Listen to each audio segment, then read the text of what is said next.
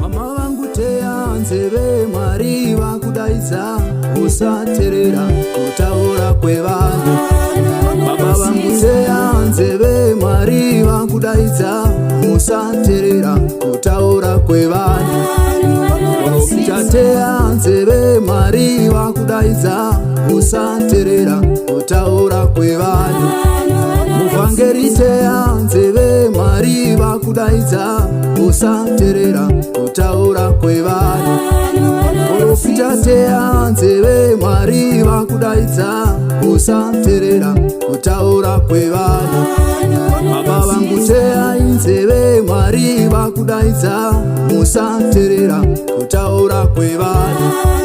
Mama vangu teya nzeve, Mwari vakudaidza, usaterera kutaura kwevanhu. Mama vangu teya nzeve, Mwari vakudaidza, usaterera kutaura kwevanhu. Muvhangeri teya nzeve, Mwari vakudaidza, usaterera kutaura kwevanhu. Profita teya nzeve, Mwari vakudaidza, usaterera kutaura kwevanhu.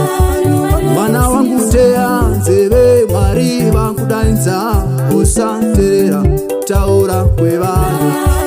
Musukuru teya nzeve, Mwari vakudaidza, usaterera kutaura kwevanhu. Mwana wangu teya nzeve, Mwari vakudaidza, usaterera kutaura kwevanhu. Mhuri yangu teya nzeve, Mwari vakudaidza, usaterera kutaura kwevanhu.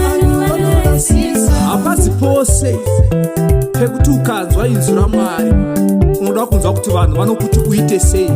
Chingonzwa kuti Mwari vakutiita zvipi wotevedzera Mwari, nekuti havasi vose vanhu vanofara uchiita ushumiri. Havasi vose vanhu vanofara uchiita ushumiri. Havasi vose vanhu vanofara uchishandira Mwari. Havasi vese vanhu vanofara uchiimbira Mwari. Even ukaimba chaiko vanonokutaiwa, dai wakagadzirisapo, dai wakaimba nenzira iyi, dai wakaita zvakadai, so unopedzisira wava neconfusion. Saka iwe inzwa Mwari kuti vari kuda zvipi. Kana Mwari vakutishumira mumasiriti, pinda ushumire. Kana Mwari vati vakakereke, vakakereke. Kana Mwari vati poresa vanorwara, poresa vanorwara. Nauye kuda kutanga waverifya kuvanhu, kukonfirma kuvanhu, ndo pari kurasikira vazhinji. Teya nzeve, Mwari vakudeedza. Profita teya nzeve, Mwari vakudeedza. Muvhangeri teya nzeve, Mwari vakudeedza. Mhuri yangu teya nzeve, Mwari vakudeedza. Usaterera kusheura taura kwevanhu. Vanhu varipo pakudzikisira. Anotaura David mushoko Psalm 62 verse 1 to verse 6. Not I will wait patiently for God to save me. Verse 5 inobva yati vanhu vanongotaura mashoko eropafadzo nemuromo, asi mumwoyo mavo vanokutuka. So usapembedzwa nevanhu, teerera kuti Mwari vakuti kudini, woita zvataurwa naMwari. Don't run away from the call of God. Ukatiza mushoko raMwari, ukatiza kudeedza kwaMwari, even the nature can reject you. Tarisa pana Jona akatiza paushumiri but akapinda mumatambudziko.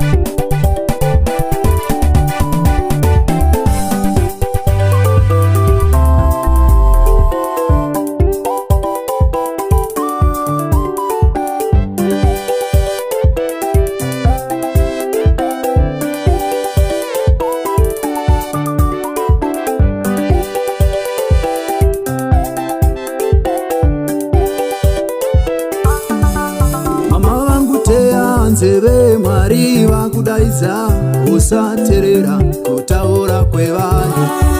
Baba vangu teya nzeve Mwari vakudaidza usateerera kutaura kwevanhu. Profita teya nzeve Mwari vakudaidza usateerera kutaura kwevanhu. Muvhangeri teya nzeve Mwari vakudaidza usateerera kutaura kwevanhu. Profita teya nzeve Mwari vakudaidza usateerera kutaura kwevanhu. Baba vangu teya nzeve Mwari vakudaidza usateerera kutaura kwevanhu. Mama vangu teya nzeve Mwari vakudaidza usateerera kutaura kwevanhu. Mama vangu teya nzeve Mwari vakudaidza usateerera kutaura kwevanhu. Muvhangeri teya nzeve Mwari vakudaidza usateerera kutaura kwevanhu. Profita teya nzeve Mwari vakudaidza usateerera